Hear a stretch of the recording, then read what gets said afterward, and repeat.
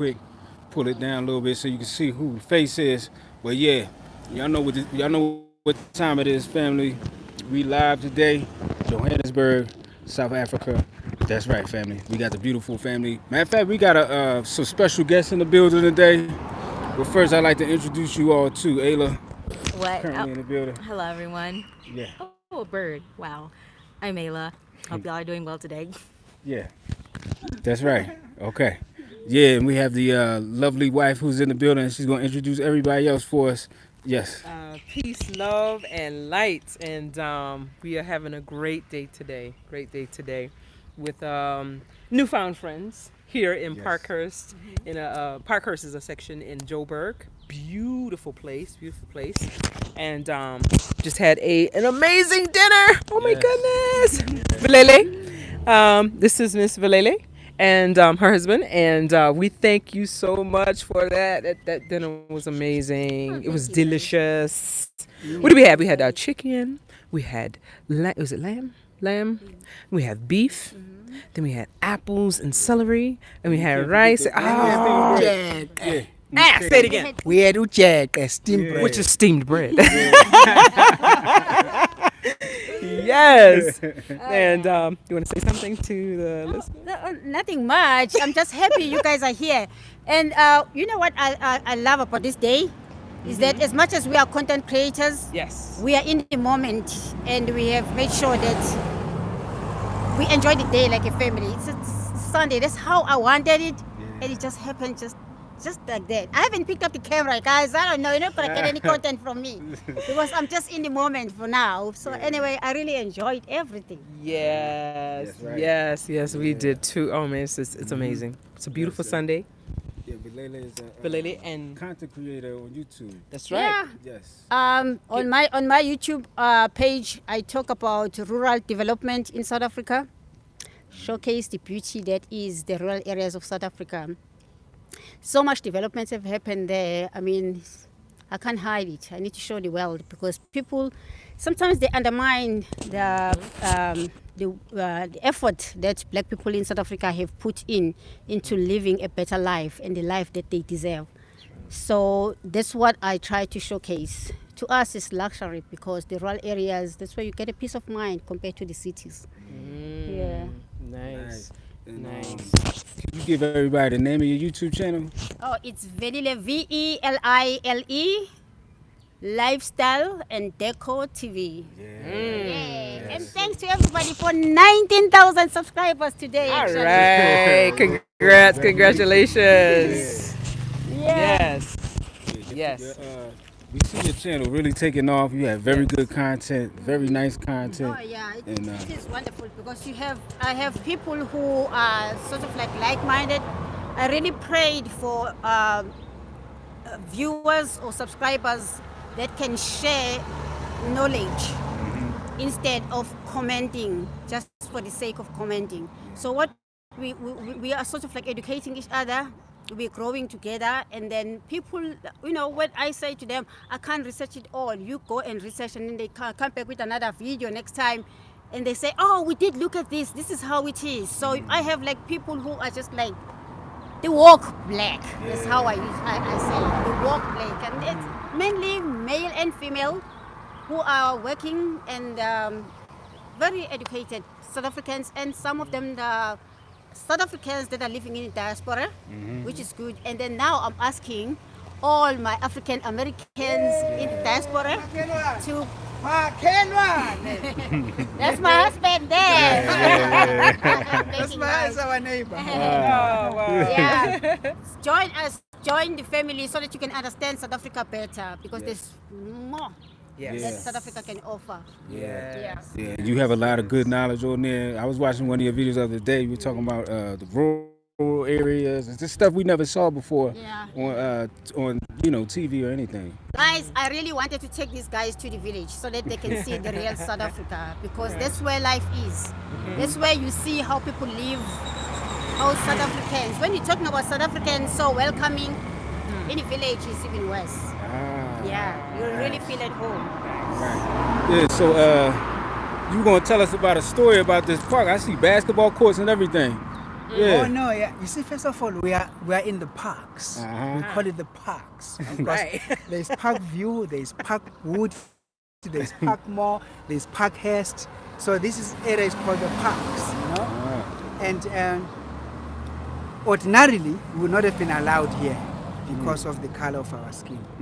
So behind us here is a school that prior to us achieving our democracy would have been exclusively a white school because this was an exclusive white neighborhood.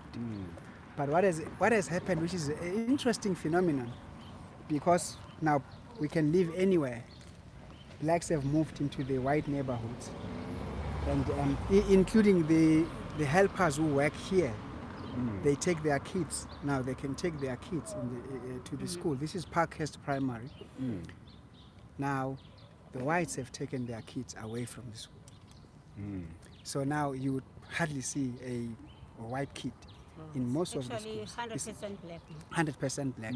But what has happened is that even the facilities would have, if this was still apartheid, the tennis court would have been perfect. Yeah, actually, been The green, playground would have nicely been perfect. painted and everything. But because it's been abandoned according to them, because they've left, now it's what it is. So this is former, what they call former Model C schools, which after apartheid started accepting blacks. What do you have in America? The Roe versus Board of Education. Remember when they Yeah, the they say integration. integration? Yeah. It's similar. Similar experiences. Ah. Man, that's one thing. Jules. Yeah, we have a very, very similar struggle and history. Different words and terminology, but the same thing. So that has happened in the U.S. as well. So, yeah, this is beautiful suburban area, but like he said. And by the way, we are taking you to 4th Avenue. Yeah. Okay. I might be subjective, but I think I'm telling the truth. It's a fact. 4th Avenue is the best street in the entire Johannesburg. Oh, wow. The restaurants, Okay. just the ambience. Okay. Everyone comes out to play there. Nice. 4th Avenue. Right. Yes. I'll laugh if you get there and there's nobody there. Never. Oh yeah. Never. On a weekend in Parkhurst on 4th. Okay. That would be a crime, criminal. So 4th Street must be like South Avenue. Street, and 4th Avenue must be like South Street in Philly. Yeah. Now something interesting. Both of you used to live in the U.S., right? Oh, yeah. Yeah. Yeah, we lived in Oxford, Pennsylvania. My Okay. husband right there went to Lincoln University, predominantly black university. Where Langston Hughes went to. The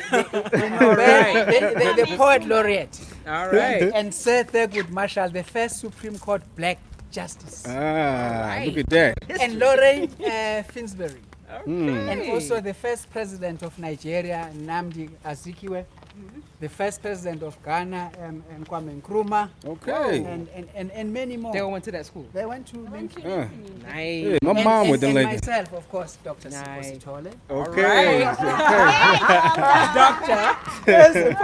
All right. Nice. If you could hear him when he went for graduation, he said, you can call me doctor now. I was like, come on now. Well, he earned it. Yeah. Yeah. Nice. Yeah. Wow, we have so much in common. We didn't have an idea that they lived in PA for a little bit. Yeah. Wow. Man, this And is New so York, beautiful. right? Yeah. The sky, everything. Wow. Oh, by the way, just before we left for New York, we moved out of Oxford. We went to Live in Newark. no. Before Newark, we went to. We went and rented a place which was right on the border of the Mason-Dixon line. Okay. Oh, yes. The Mason-Dixon line. Yeah. Now, the Mason-Dixon line was the point where Harriet Tubman will take over the enslaved from the south to the north. When they crossed the Mason-Dixon line, there were free slaves, and we lived right on the border before we moved to Newark. Oh, New wow. Okay. Ain't that something? Interesting. I did not apologize to the President of the Republic for not wearing a mask in public.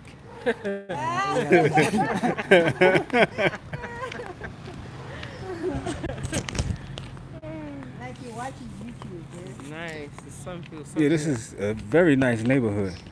So is this like a mixed neighborhood or is it like It's still predominantly white. predominantly white? White. Okay.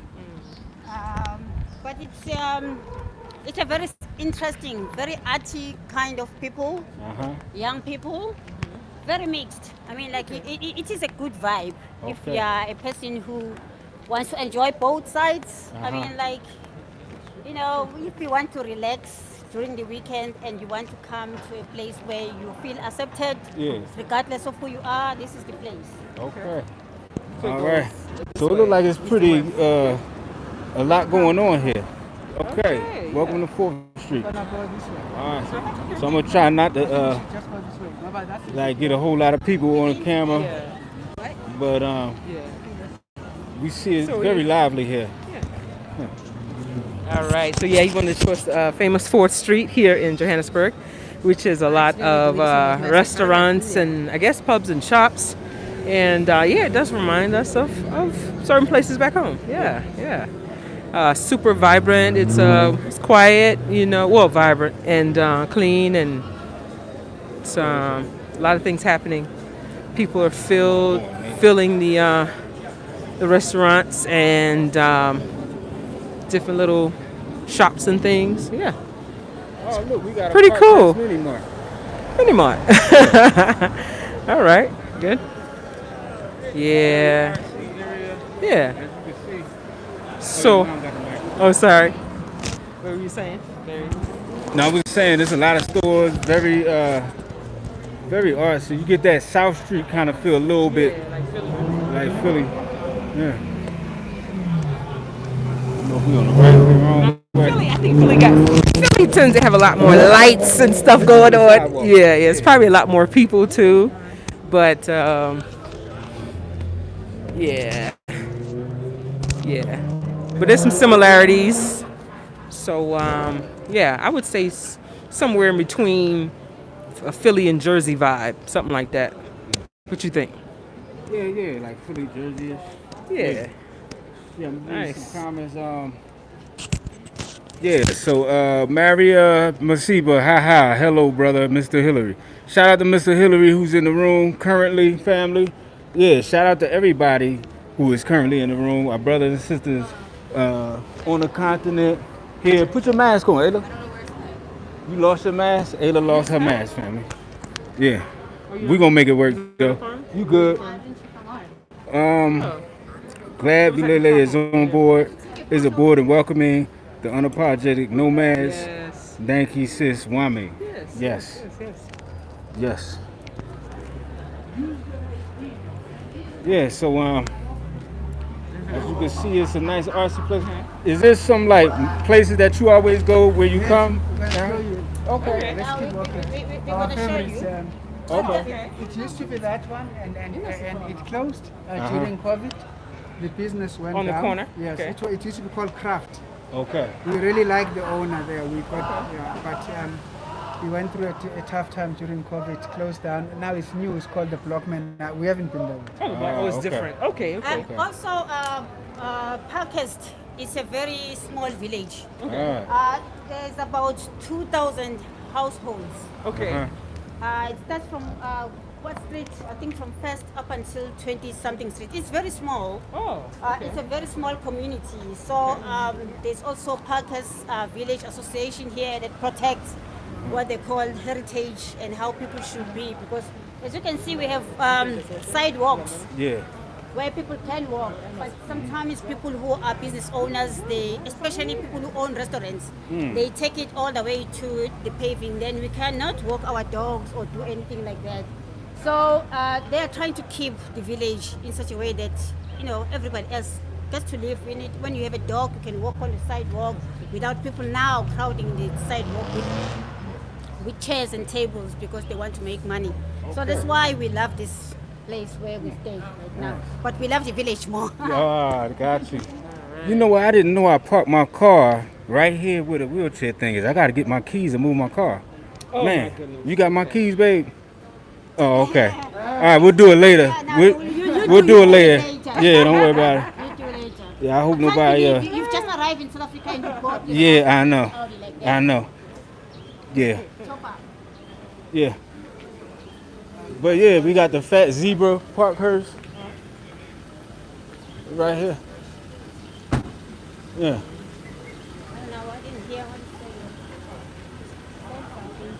said. And you have Starbucks over there, obviously.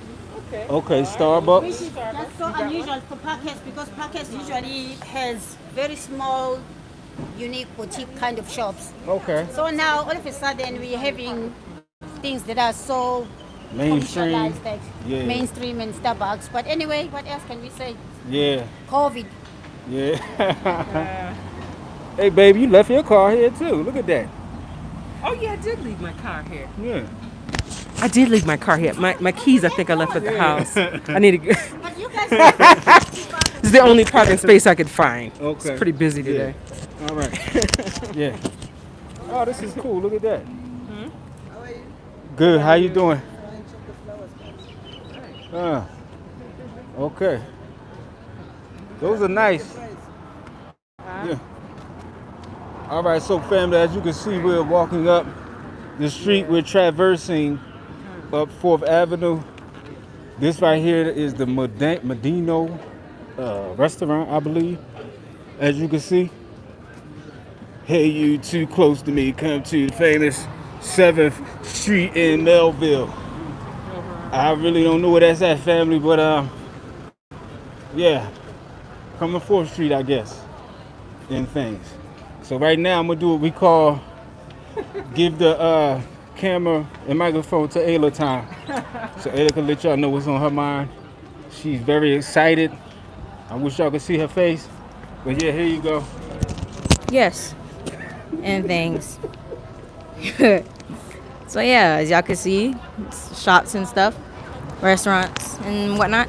Oh, wait, what? Never been there. Try mabuning. Yeah, we gotta go back there. We was there when we came the first time, I think. So it's hot. Lord, it's a tad toasty out here today.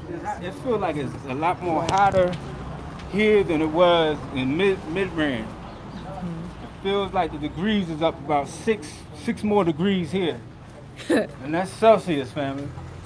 I can't. But yeah, and things. So there's more restaurants, more shops. Here you see a lot of mixed couples, like that one that you just used. Oh, okay. Yeah, in Parkhurst. Then Not. from Ooh. the area. Oh, okay. They got rain boots and shoes in here. Book bags. Nice. Some more restaurants, of course. It's just a few minutes away from me. Off course is just a few minutes away from me. Oh, cool. Okay. The Rich Factory. Rich Factory? What is that? I don't know what that is, but it's there. Ooh, it's toasty today. You hot? It's like the sun is very beaming and things. I want us to move across the side. Mm-hmm. Show you something. I want us to move across. Okay, let's go. Because Across. the interesting thing about these two, that shop Espresso, this is where we normally go. And the one on the other, Okay. it gets very interesting. The black people like the one on the left. Okay. We go there because I'm a light eater. So they've got a light menu for me there. Espresso. Nice. Espresso. Okay. But they don't take cards. Just cash. Cash. Just cash. Oh, okay. Woo, this sun is not playing. Yeah, it's just too much, eh? Woo, I need a hat. Hey, boy, kunjani ba? Ngiyaphila, happy new year. Mm-hmm.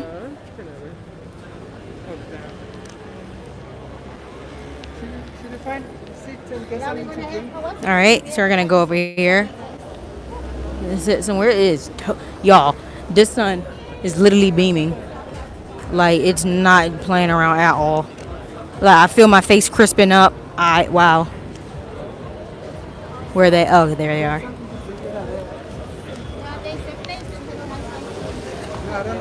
So there's a lot of people, as you can see, around. I think we're about to go somewhere. They're figuring out where we're about to go. This one. This is not. Is there a waterfall in there? It's a waterfall in this restaurant or something. It's hot out here, family. Yes.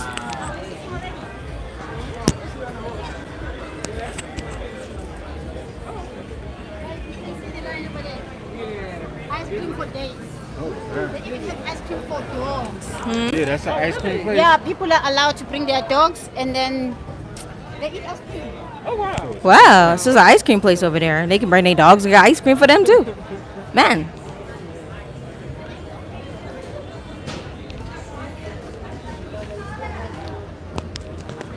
Yeah. Wow, it must be very hot there. It's not like, it's just the sun is beaming. It's not humid or nothing now. Because we don't have parking now in Parkhurst. Then it ends up being like this. People parking on the sides of the streets everywhere. So it gets really packed during the weekends. As from Thursday to Sunday, it's a mess. Man. So is there like a lot of clubs and stuff here? No, not necessarily clubs. No clubs? But there are pubs. Pubs, okay, mostly Right pubs. at the end, on the right hand side, Okay. it's the young people's hangout. It's wow. it's a sports club.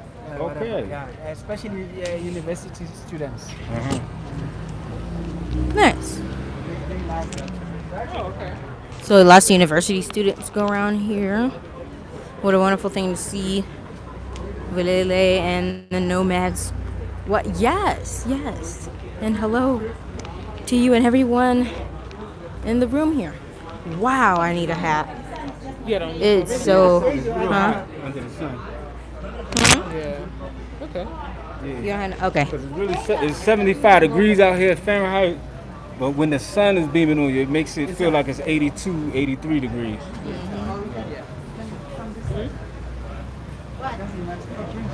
The sun is your vitamin D. Give thanks to the Most High. Bless up Philly in the house. Camden, New Jersey. Hey, well, hello there. Yeah, no. Yeah. So, oh, my face is very shiny. I have a lot of oil, as you can see. So, we're just walking. It's still extremely hot. There's a lot of people right here. Okay. So I have it on me. And we're backing up. Oh, that's a nice car. What is that? A Porsche? My favorite restaurant is always fully I don't know what that McLaren. What's that? Oh, so yeah, ladies and gentlemen, you can see. Wait, where is it? Aha, there you go. Nice car behind me. But yeah, so walking again. We're turned back around. Yeah. Oh, look at that. The sign. Wait. 4th Ave. Look at that. Wait. Let me see if I can. Can't zoom, but you can see it. Yeah. It says 4th Ave. So we're trying to find somewhere to stop and eat, I think, or get some things to drink. That. I think it's BMW i8. Okay. Lamborghini. It's like McLaren. McLaren. I think I heard of that before, McLaren. Very nice car, though. So. Yeah. We're walking back where we. Okay, so we're gonna, I assume, stop in here. I mean. Yeah. So we're gonna stop in here. Alright.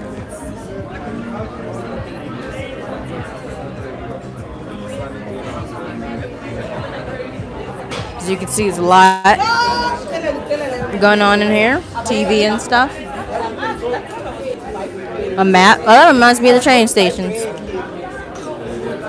Gotta, hold on one second. Mom, you're gonna have to take this. Okay. Go ahead.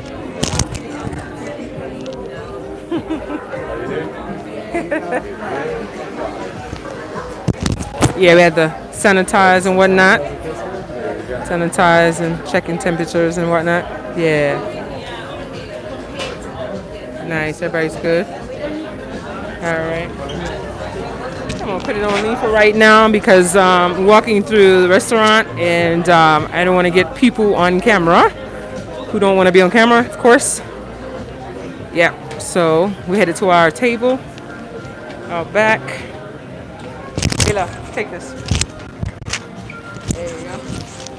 Yeah, so it's pretty much on me for right now.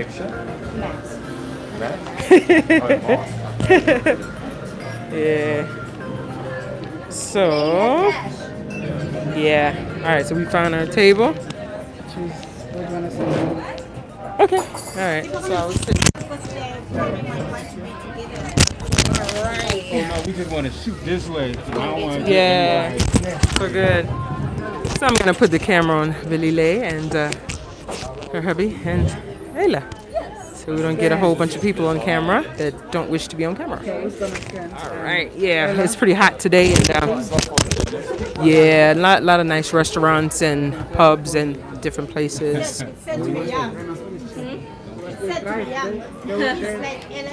All right, somebody said it's upper middle class. They love their cars, so we see these cars often in the townships. All right. Nice. Yeah, we find that, but not this. So don't put your stuff over there. Okay. Do you understand?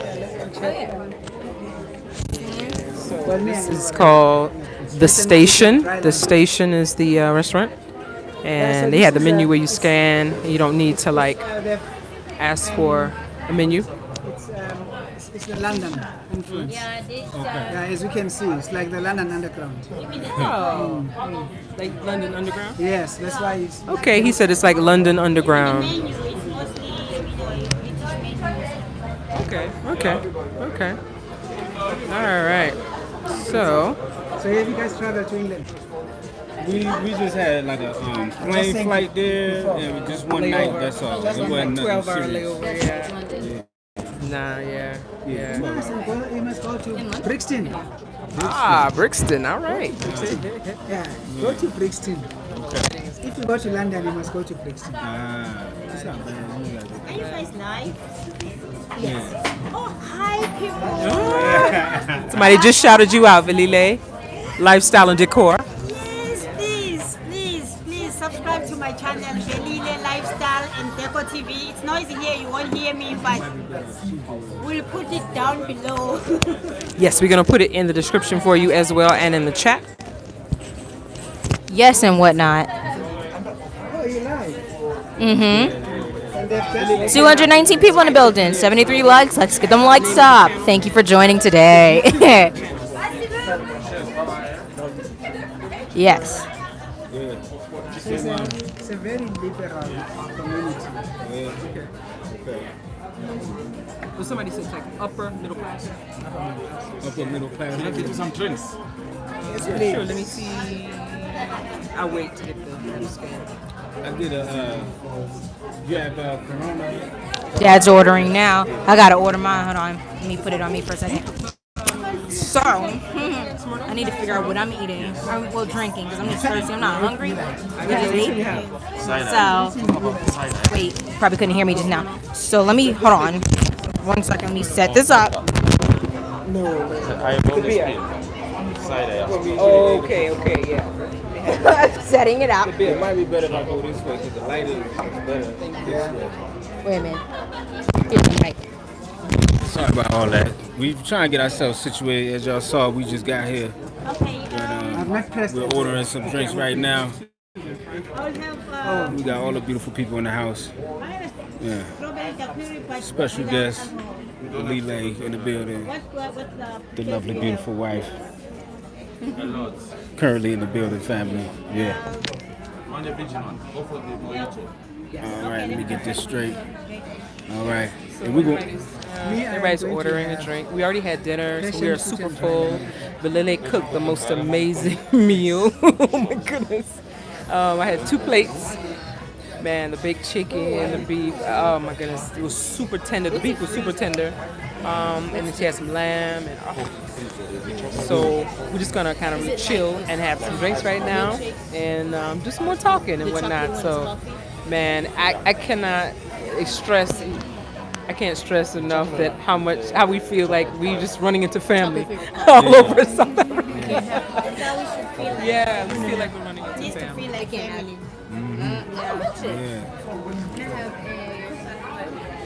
Yeah. So, man, we definitely thank you guys for checking us out. Or as always, they say, what is the Nkomazi Powerful Brother Africa? I don't know. Maybe he's talking to somebody else. I don't know. Let me see that. Nkoma. Maybe he's talking to somebody. What is the Nkomazi powerful brother? Let me see, Mr. Hillary. Well, Nkoma is a powerful brother. Maybe what he's so. It's a cow. Ah, Oh, okay. That's what he's asking. Maybe that's what they're asking. I don't know. Amasi. Somebody asked, tell Velile to prepare us Amasi.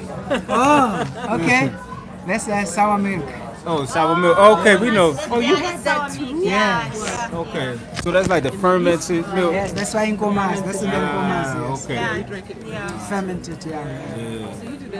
It's even best when you milk the cow and let it stay there and fermented. So in the village, that's how we do it. But when you come to the city, you can get it from the stores, and it's not the same. It's really not the same. Okay. Yeah. So it's better when it's fresh. It's better when it's fresh. I mean, like, you don't use the milk right away, but you have to leave it until it's fermented, and then you take the top, and then you put it on top of what we call uputu, which is made out of maize meal.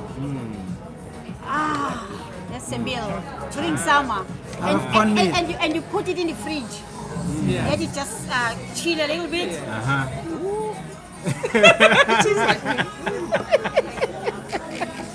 So I like yogurt, so I enjoy it. Yeah, it's good. It's just like drinking a yogurt drink. It's good. But I haven't had hers, but we used to have it in other places we visited. I couldn't cook that. I didn't want to shock you guys. I mean, like, we have a lot of traditional food that I could have just offered you guys, but yeah.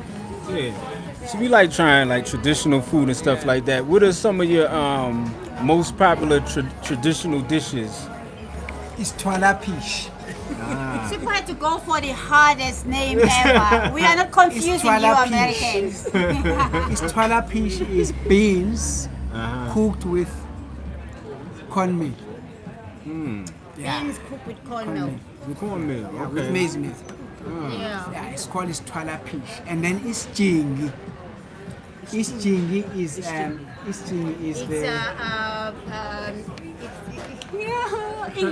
English word.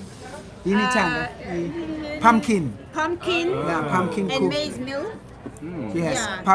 pumpkin and maize meal It's is cooked like porridge. It's called isjingi. Yeah, it's cooked like porridge. And of course ujeke. Ah, Yes. okay. Ujeke. Yes. Ayla, let me hear you say Natural. it. Come on, Ayla. No. Ujeke. Oh yes, Ella. Okay, say ujeke. Let's say ujeke. Yes. By the time they leave here, they'll be Zululized. We are Zululizing them. And then the other one is tambu, which is sample. Yeah, I wanted to cook that, but it takes long. You can mix it and make it nice and spicy, but it's sample. It's really tambu. And then infino, which is more like your collard greens, what you guys eat. Nice, beautiful greens that you just mix and you cook them very nicely. When I came back from the village, actually now after Christmas, so obviously we had to make sure that we get food from our own little small farm, and I brought it here. I even have cucumbers that are like this big. They're so huge. Go to my channel, you'll see that, because I did post about that. So yeah, I mean, like, we have so many beautiful, nice, delicious food. Just like feeling. Just like Just like Phil. Phil. Just like Phil. You know, we got the good food and the art and the music. Yeah. I used to go to Third Street Jazz to buy vinyls. Just I don't know whether the shop is still there. They had the largest collection. It had like all of the records, and then they had the posters, a huge poster store. I know what you're talking about. Yeah. Yeah, if you are from Philly and you know that record store, please. That's where I bought. That's why I bought Curtis Mayfield. There's album. There's no place like America Today. If you remember that album, one of the best. Wow. Where she's got Billie Jean, So in Love, like what song is that? Just like Monday, down the street. That song. No, I don't remember.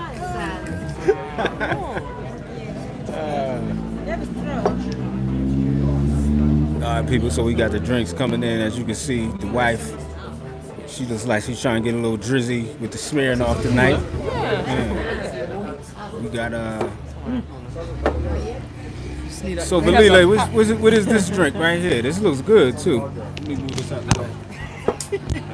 Velile, what is this? Oh, this is mojito. Yes. This is mojito.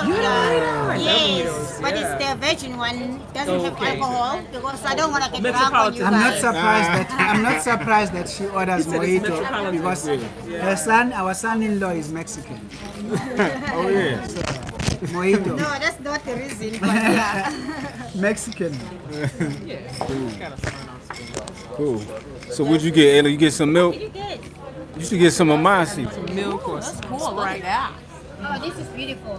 Look at that. Oh, that's nice. And the price is beautiful as well. Oh, yeah. We will show them about the price. Oh, that's nice. The price is beautiful. How much? Out of cans. Wow. This is made out of cans? Yeah, look. What giraffe? It's like different. I wish we had better lighting for you. It's very beautiful, my brother. Very beautiful. I don't have money. It's January. Yeah. January with the W-O-R-R-Y. January. After festive season. Yeah, that is very creative connection. That's when John Shout out is to you. worried. We worry. That's when John is worried. That's something. I don't know how he made this with the cow. That's something.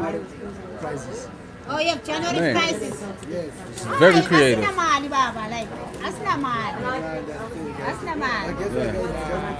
Bling bling. What's up, Mr. Hillary? Yeah, but we live around Mr. here. Hillary's in the building. See you anytime we come here. Is it a present? That's so creative. It is. Thomas and Peter. I would probably be taking that cow home. Are you telling me you take That's all nice. Peter now? Hurricane. That's real nice. You can hang it. Yeah, you can hang that. There's a new family. And guess what? It doesn't look food. Yeah, you got another cow down there. The giraffe is real unique.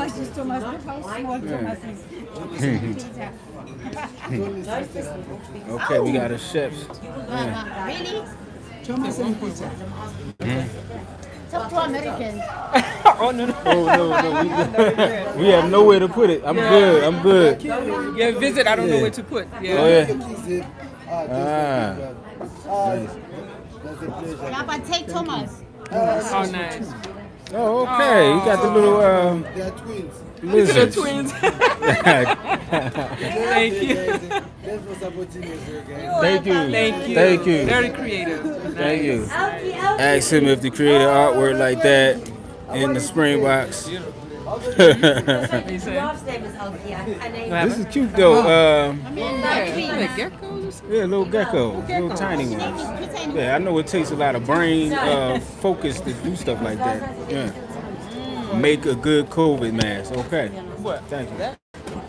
I'm reading the comment. Yeah. Yeah. You said what? Somebody Make a good COVID mask. Monday. Nah. Yeah. So Sunday, guys. so you lived in America, I mean, and you lived in London. What country did you like better? Do you really want to know? You can say the truth. I mean, we pretty much open. We like truth and things like that. I guess America cultural was very difficult for some of us. I just couldn't settle in the US. And unfortunately, and I'm saying this in capital letters, I could relate more with England because of our colonial history. So I was okay living in London. I felt that people understood us better there because of common shared history, unpalatable as it could have been. And in America, I felt that we needed to explain ourselves all the time. When you say explain yourself, can you explain that? Like, because most Americans had a different understanding of what really Africa looks like, you know. And it's unfortunate that most Americans thought that Africa was just a big jungle with lions roaming in the streets and elephants and stuff. They would not have imagined that we will be sitting here on 4th Avenue in Parkhurst, in Johannesburg, having passion fruit and dry lemon. That would have been like, no, you've got passion fruit and dry lemon in Johannesburg? I thought you drink from the river.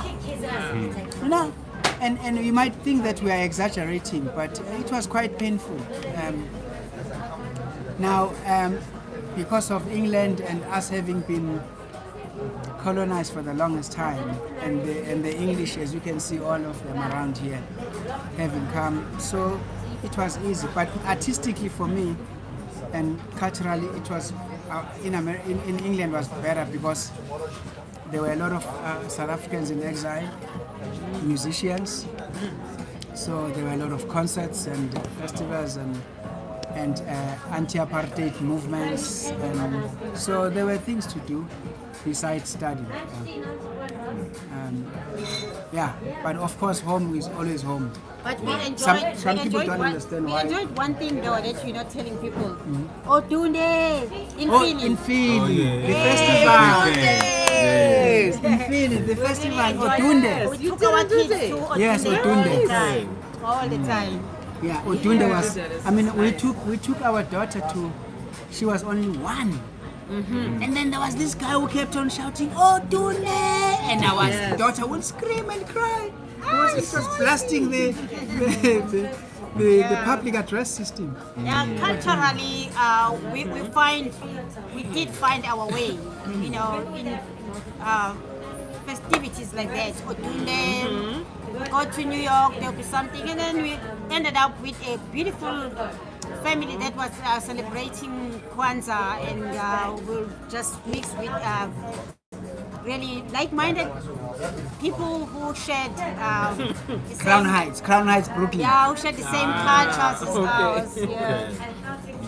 That's where our family that sort of like adopted us. They were originally from Jamaica, and they live in Florida now. So they live in Crown Heights in Brooklyn. Babolando, I know you don't watch YouTube, but yeah. Thank you very much. Yeah. Oh man, Otunde. And we used to go. I think that yes, they do. It takes place in June, and it's a festival that is. I think it derives from the Yoruba people's culture, but it's for African Americans and those of us from the diaspora, and they celebrate that every year in Philly. And there's a lot of street vendors, music, performers, like food. We have a great day. It's a one-day event, but it's beautiful. Yes, we did a Otunde. Yes, forgot about that. Wow. I guess it's one of the things we miss about home. You know, certain things like that. You know, where people get together and celebrate, have a good time. So yeah, Philly. Yes. So when did you make it back from Europe to here? They came back in December 92. 92? I came back in October 93. so how was South Africa around that time, like 92, 93? It was a very interesting period. Uncertainty, because we're still negotiating for a post-apartheid South Africa. and various interest groups wanting to protect their minority rights, just to make sure that they don't lose out on what they'd acquired, whether by force or by expropriation, particularly the white community of our country.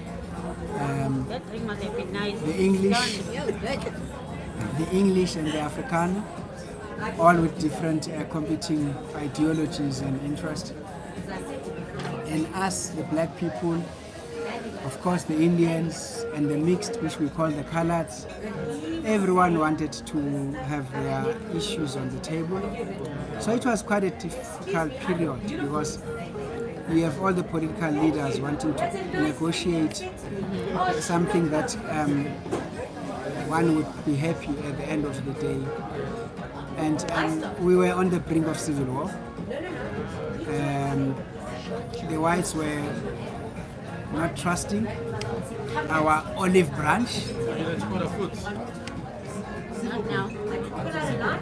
So the whites were not trusting our olive branch. That said, let us all get along. You all have a stake in this country. We also were not happy that we were not going to get everything that we thought we were going to get. Our land, the nationalization of state assets and things like that, taking back some of the things that had already been taken by white people. So Mandela was in the middle of making sure that he holds South Africa together. Hence, today we are credited with having the best constitution in the country. I don't know the best for who, whether are we happy as black people, or is it the best for the minority rights, that they didn't lose out a lot, if they lost anything at all. So, and then we are also in the height of black on black violence because of the different political parties. So that was the period. But also it was the return of the exiles and the return of blacks with new skills, who had been educated abroad, whether in Eastern Europe or Western Europe or in the Americas or England. And the white companies at the same time also wanted to make sure that they have the best of the blacks that were returning, But also government wanted them in the employ of government. So in a nutshell, that was what was happening. Okay. And the cultural vibe was just amazing. The music, the return of some of the artists that had been in exile, and there were clubs, music venues. Huma Sigela returning from the US, Miriam Makeba returning from the US, Kaifa Semenya, Letambul, all the big names. We were just all excited because these are the artists whose music we were not allowed to play because the music was censored in South Africa. If you were found playing that music, you will be arrested. For instance, An Evening with Heli Perafonte, which was Harry Belafonte was a collaboration between Miriam Makeba and Harry Belafonte. That album was banned from this country. You wouldn't play that album. So, yeah, we come from a very interesting history. Wow. Oh, interesting. So, I guess from that era to now, what do you see as the changes? Have there been many changes since then to now? What do you see? I guess the positives and negatives, Well, firstly, I think I would be unfair if I said our government has not done a lot for this country. They've built clinics, public health facilities in areas where we wouldn't dream to have. They have tarred some of the roads that were completely gravel in the townships, in the urban areas. They have brought running water in some of the countryside, in the rural areas, even though not all of them. They have electrified some of the rural areas. So where suddenly we've got electricity, when you would have been using firewood to cook. They've built hospitals, they've built schools. They've done a lot, but how much can you do in 24 years, in 27 years, trying to undo 400 years of apartheid and oppression? So it's a long way to go. I know that it's easy for people to criticize government, but when you've got a backlog of development and transformation, you can only do so much in 27 years, you know. And I'm sure even in America, it's still going to be a number of years to get to where one needs to be. Of course, we still have issues of corruption, where people are helping themselves to the state coffers when they're expected to deliver services to the much needed communities, you know. We've got a lot of new rich people, new money, but it's not all that doom and gloom. We are hoping that we will turn the corner very soon. We still don't have, the economy is not in the hands of black people. That is just the sad part. There are very few companies in the stock exchange that are black owned. Shareholding is still in the hands of white people. So yeah, a lot of needs to be done. We have political power, but it has not translated to addressing what we call in this country the triple challenges of unemployment, poverty, and inequality. You want to say something? No, I was saying, on top of that, having our government trying so hard to accommodate our brothers and sisters also coming from the continent, it's becoming very, very difficult because it's no longer a South African problem for us as black people being in power. It is really an African problem, and we're calling out for all African leaders now to try and come up with a new mandate.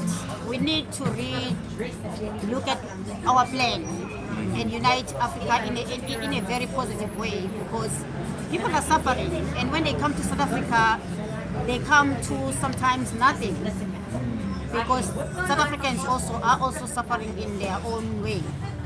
So we just, we're going through all of that, but at the same time, black power, because we triumph against all odds.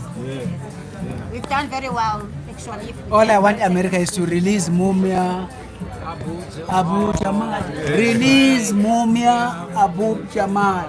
He didn't do anything. I wish Barack Obama had done that on his first day in office.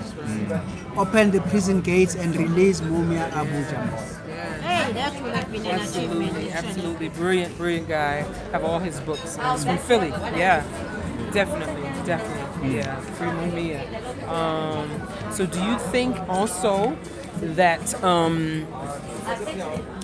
what you just spoke about is tied to the xenophobia as well? Because I know there's a big headline of xenophobia all the time in the media. What is that? I think it's got to do again with unemployment and poverty, where South Africans feel that the people from the continent are taking over their jobs and all of that, and that South Africa is not doesn't have tight border controls. I mean, like you have the Mexican problem. We think that we've got too many people coming. But again, back to what my wife was saying, if the African leaders are not creating a conducive environment for their people to remain in their respective countries by creating opportunities for them to survive, where else are they going to go? They're going to come to the south. They're going to come to South Africa, because South Africa gives them that opportunity. And is it a difficult problem really to fix your country, to fix Zimbabwe, fix Nigeria, fix the Congo, democratic? It's not.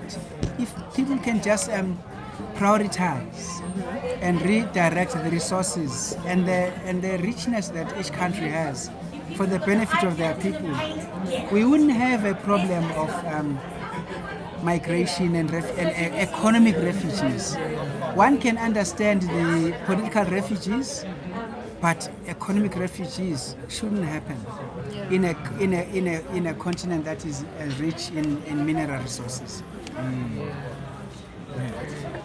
Yeah, that's very true. Actually, if I can, it's just to put a challenge to all Africans that are in the diaspora. Come back to your countries. This is the time now, because really Africa is the future if we can be able to stop living a comfortable life somewhere in the diaspora. Come back to Africa and make sure that you go to your villages. Make your villages a livable space. Develop, improve, occupy, and make sure that you sustain whatever you have started. Because people do have money. They living in diaspora and earning dollars and pounds and everything. They need to make sure that they plow back at home, because that's the reason why most of the people are living in nearby countries closer to South Africa and coming to South Africa, and it's like the other West. There's nothing in South Africa because South Africans are also suffering. You know, we end up fighting for limited resources between the poor South Africans and those who are coming in, trying to get whatever. So this is what, it's not xenophobia. I feel like the word is overused as far as I'm concerned. But it's just like a fight amongst poor people who are fighting for limited resources. Doesn't matter where you're coming from, because it happens within South Africans anyway. Yeah. It's interesting. So, like a way, because this happens in our country too, you know, and it's like somebody wrote a playbook on how to keep us divided and keep us fighting with each other, and we continue to play right into that playbook. So I guess we have to think of ways to where we can figure out how to work together and to make capital on our own, you know, as people. Now, for a lot of people in the diaspora, they're thinking about coming to South Africa. What are some good investment projects or things that they could do, like as far as wanting to invest in Africa and things like that? In terms of project that people can do? Yeah, like what's something that'd be a good investment? Yeah, for somebody who never been to South Africa and they want to invest in the country, like what is something good? Hey, it's quite a lot. It's quite a lot. If we are into community building, let's start. If we are going to make sure that we create a space where everybody else can trade better and nobody's going to steal from each other, so let's start by also going to our communities and making sure that we help so many kids in our communities that need help. I, for myself, I'm involved in a foundation where I look at daycare centers, because daycare centers give work to women in South Africa, and most of them are doing it in their own homes. And it's not a formalized kind of employment, and our government does not support daycare centers like it happens in Ghana, for example, where as far as nursery school, the government recognizes it is formal education. In South Africa, it's formal education from grade R going up. So if your child goes to nursery school, you are expecting the child not to just not go there for changing of diapers, somebody look after the child, and that's it. You're expecting your child to be able to learn something, have educational toys, being able to go to the jungle gym and, you know, do some recreational whatever. So those are the things that, you know, if people want to come to South Africa and they want to work with South Africa, they must look at what South Africa needs. That's why I always say, because this is not the first time we are talking about our brothers and sisters coming to South Africa.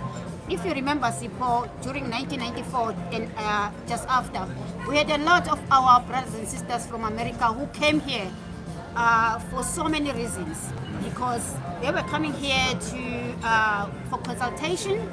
They were hired by banks. I remember I was in another program for change management where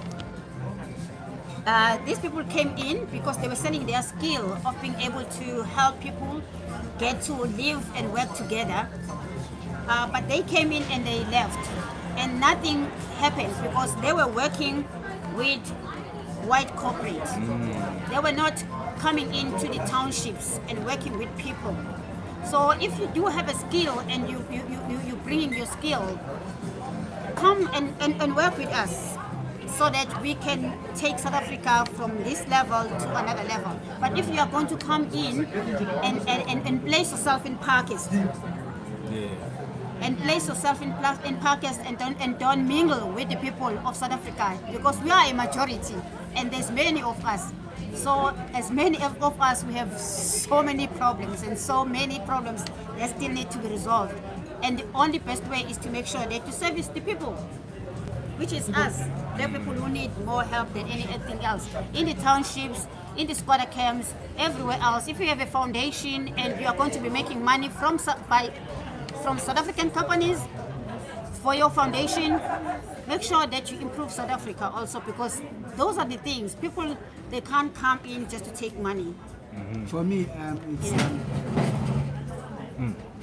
renewable energy. That is one of the investment opportunities. The township economy is one of the areas that one can look at, because there is a lot of purchasing power in the townships, and people end up going to the cities to acquire goods and services that they could easily get in the township. So there is a lot of small, medium enterprise development opportunities that one can do depending on what area of interest is. Some of them could be in the technical side. Some of them could just be in the goods and services. There is a rollout of shopping centers, which unfortunately they end up being in the hands of the conglomerates, when we can actually put it in the hands of black people. Also, the new digital economy as well is becoming an interesting one. I can't say much. I mean, I'm an anthropologist. I mean, I'm a cultural anthropologist. I'm not much into that, but I follow. For instance, I'm doing besides being a strategist, I'm doing a strategy right now for the Black Business Council, which is a formation of black business in the country that is looking at putting the economy in the hands of black people. So they are doing exactly that question that you are asking, identifying opportunities and facilitating finance for new business or existing businesses. Property development can also be one. I mean, if you go to Durban and come like here in Joburg, downtown, or Durban, the commercial center of Durban, there's a lot of buildings that are just deteriorating to the point where if you were to come in there with a hard currency, you could start buying those buildings, particularly for student accommodation. The Jews are buying almost most of Johannesburg now. Same thing that's happening in the United States. They New York. Developing those buildings into student accommodation. If you went to Pretoria now and you go to the section called Hatfield has become an academic community. Every open land is just going up. Buildings. For what? Student accommodation. That is, for me, is just the low-hanging fruit.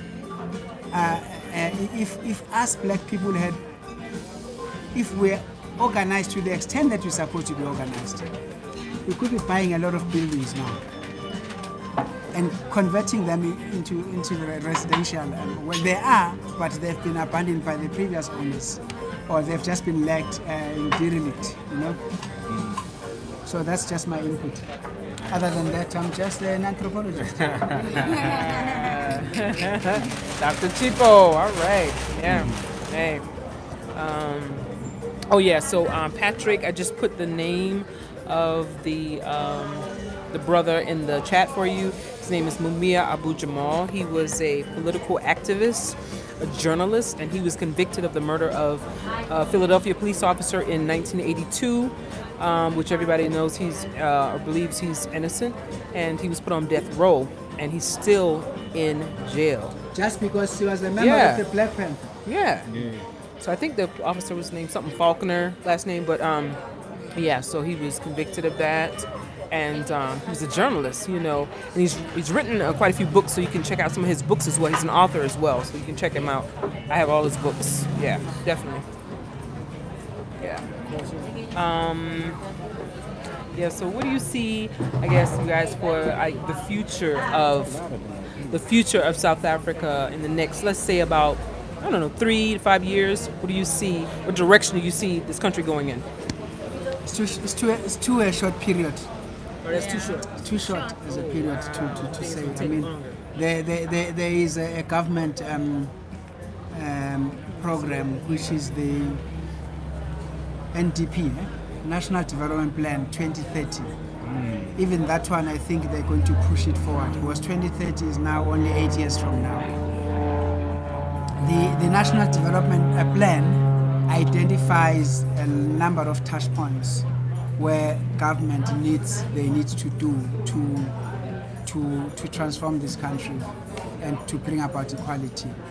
There is also, of course, the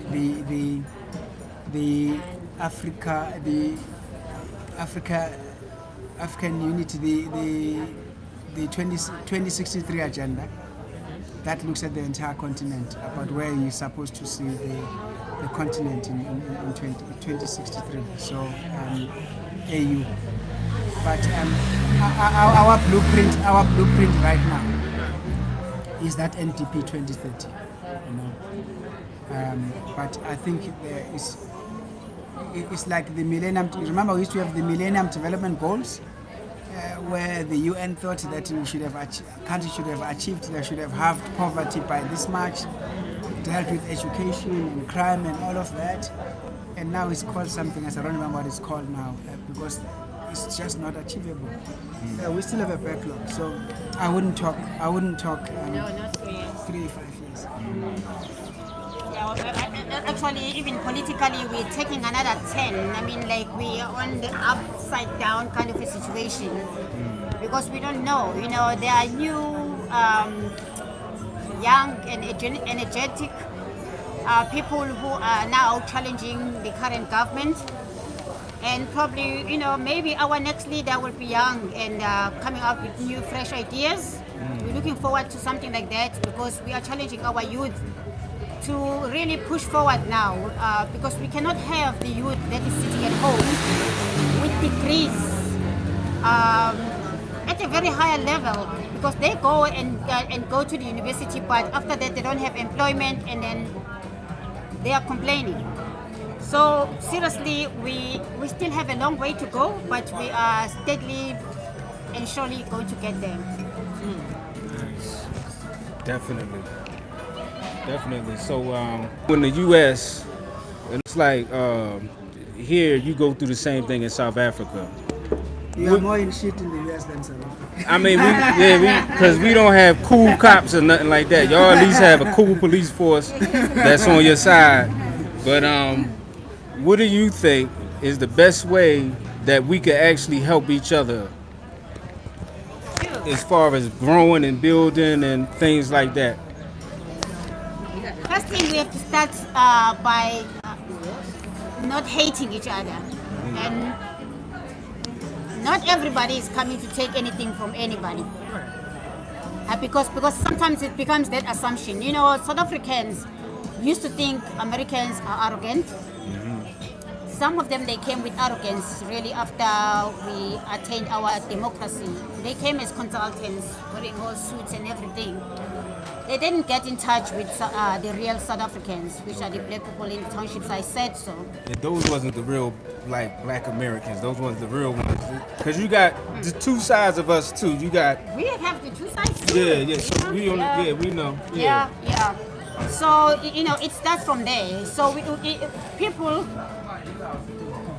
they need to come to Africa, to the continent. Go to the continent, find out for yourself. Don't sit there, and this YouTube is not going to educate you as much as you will educate yourself by getting there. Because all of the news, social media is even worse because it's spreading out lies. When it comes to xenophobia, all the videos that you see, they have nothing to do with South Africa. You'll be so surprised. Nothing to do with South Africa. And if you are going to learn about South Africa or the continent through social media, you might not be able to achieve what you want to achieve. Really, you won't. It might help, but it's not going to educate you. You need to come like these people who are here. That's why we are so happy to see them here, because we need to connect with you guys. We need to connect. We really need to connect and talk about these issues face to face. Right. So what do you think is the best way that we could come together and actually build something? Like she said, like Velile said, and Sipho, I think that you have to come and see for yourself first. I believe in doing things face to face versus, from a distance. I mean, there are ways we can actually help and do things from a distance, but you want to really put your feet on the ground and get the ball rolling. We need to be able to sit down like this and have a conversation, get to the root of the problems and the things that are happening with us, and so that we can actually mesh and then start working together, forming a plan, putting things on paper like we should, and then actually doing business. And I think that business is a big key to us progressing as a people. I think that a lot of cultures teach their children from a young age business. Business is where it is all over the world, and I think that we get to that point. And we're brilliant people, no doubt about it, very brilliant. And I think that we can come together and sit and then have a conversation about what's needed. First of all, clear the air and talk about the issues, if there are any between us, and then figure out a plan. So we have to, meet, I think, face to face, come and visit. Visit is our key word. As unapologetic nomads, we always say visit places, whatever country of interest or country that interests you. Visit that place, put your feet on the ground, go around, see what the needs are, talk to the people, form relationships. Don't sit in a hotel or a B&B. Go out and about, greet people, get with the locals. They're your people, form relationships, and then we can start building from there. I think that's what's needed. But business is key. Business is key, because a lot of I think ethnic groups around the world are killing it with business, And partnerships. Yeah. How about you, good brother? What do you think is the best way for us in America and for our brothers and sisters out here in SA to link up and to start to build, and start to get to know each other? I think my wife has answered it, honestly. It's being here.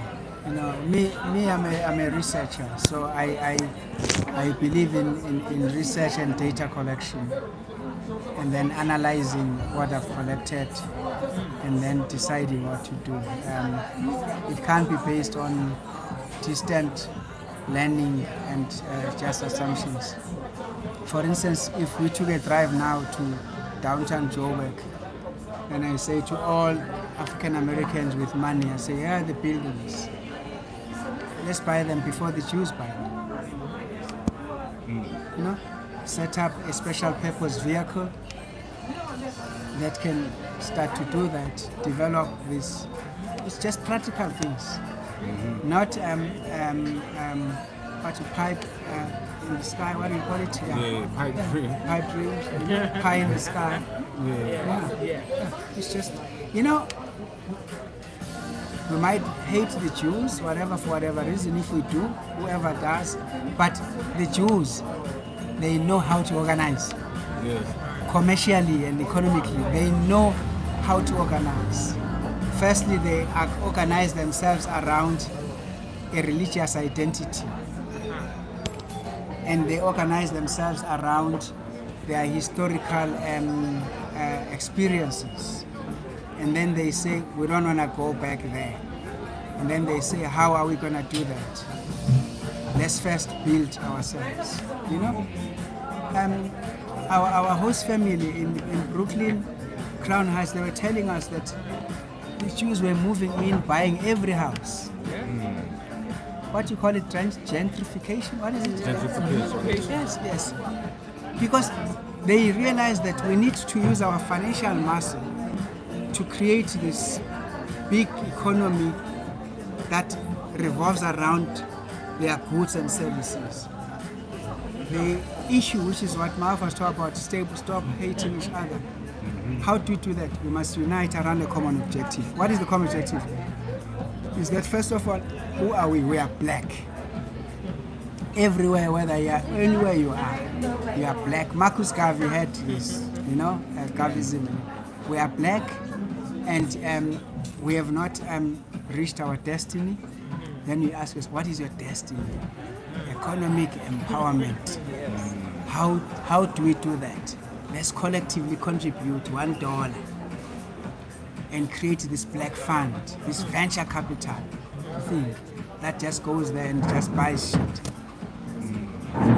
I remember when I was studying in the US, there was this church in Philadelphia. The pastor or the priest, I don't know what you call it because I don't go to church. I don't even know the difference between a priest and the pastor and the reverend. I just know that it's someone who's preaching. You talks of an example of a place, a residential suburb in Philly, where the landlord was giving too much trouble to the tenants, and most of them were churchgoers of their church. What did the church do? They collectively amassed their financial muscle and they bought the building. The church became the landlord of the very same churchgoers who go to the church so that they can treat them with dignity. So these things are achievable. We must first identify that this is where we want to go. Who wants to go there? And what do we need? Have you ever heard of Black Town anywhere in the world? What? You know of Chinatown, isn't it? You know of Chinatown, this town. Have you ever heard of a place called Black Town? Back in the day, it was called Black Wall Street. They tore that down. Why is it that we don't have Black Town? But who goes to Chinatown? Blacks. Why can't we create our own Black Town? That's a long-winded but very practical answer. Wow. Interesting. That definitely makes sense. It's very Definitely interesting. makes sense. We have to stop real quick and say thank you to Jasmine Ankrum and Mr. Peter Brooks, our brother, for both of you guys for the super chat. Thank you so much. Yeah. Very, very much appreciated. Yes, they're enjoying the content. Thank you so much, both of you, and shout out to them. Yes. Yeah, it's 322 people in here. We need to see 327 likes. Yeah. Peace and love to the family. Make sure you subscribe to Velile. Yes, please subscribe to my channel. It's V for Victory, ELILE, Lifestyle and Decor TV. Just check it out because I talk about rural areas in South Africa and showcase the beautiful, beautiful rural areas of South Africa and the developments that are happening there. Because we're talking about investment now. There we go. Yes. Hey. Yes. Yeah, so after this video, make sure you go check out Velile. That's right. Lifestyle and Decor. Hey, type that. Just check it. Just feel like, yeah. Definitely make sure you like and subscribe. That's it. Excellent. So we put it in the chat for you guys right now. Check her out. Great content. And her emphasis is on the rural areas of South Africa. Beautiful, beautiful places. Check her out. Similar to watching, back in the day, HGTV. I love it. That's one of my favorite stations. But anyway, definitely check her out and subscribe. And if you're watching this and you haven't subscribed yet, because I know one of my sisters was like, I keep forgetting to do the like thing. Yeah, I watch you all the time. But just a reminder, like, subscribe to our channel. If you're watching right now, you're loving the content, we're bringing it just for you. Like and subscribe. And hit that bell so you get all the notifications. Also, sign up for the free mailing list through our website, unapologeticnomads.com. And there's a link for mailing lists. Sign up and you'll get all the notifications and updates and announcements. Yes. Shout out also to Seal Green for the super chat. Thank you, Seal Green. I hope I said that right. Yes, thank you. Yeah. So moving forward, what is the best thing about South Africa? What is the best thing about South Africa, and why should people come and visit? Why should people come to South Africa? Why? The culture, Oh, the culture. the opportunities, the tourism. It's a beautiful country, the landscapes. We haven't seen the length and breadth of this country. It's just the townships, the villages, the cities, even the informal settlements. Wherever there is life, there are people, there's a vibe, and friendliness as well. As South Africans, we are blessed by the diversity of it all. And if you're coming as a tourist, I don't think we'll finish South Africa because there's so much to offer. I mean, you'll go to the museums and everywhere else, but sometimes life is in the jazz clubs. Sometimes life is in the township where you see the street culture in the townships. And it doesn't end with Soweto, because I know that people from outside of the continent, they only think of Soweto. There are townships, they are happening everywhere. We have, when we talk about black people economy in the township, you are going to be surprised of things and the businesses that black people have created in the townships, and it's booming. It's booming. So, and there's so much, guys. We don't know where to start, but and then you get us lovely people. Yes, of course. Yes. I always say that the people are amazing here in South Africa. People are amazing. So, and that wonderful dinner she cooks with her very own hands. I am so appreciative. It was delicious. I went back for seconds. I ate till I can't even breathe. You're probably still going back. So you're probably going back. But and the people are amazing. And she's right. Culture is everywhere. You can walk. Just talk to people, and just so much to see. Like we didn't see half of what we thought we saw. We came the first time. I think it was 2016. I think somewhere around there, a couple of years ago. But it's just amazing, And there's a lot of diversity and just so many things happening, and businesses going up so much. Oh, yeah, I have a joke for you all before we get off and everything. Why did the golfer bring 2 pairs of pants? 2 pairs of pants. Because he got a hole in one.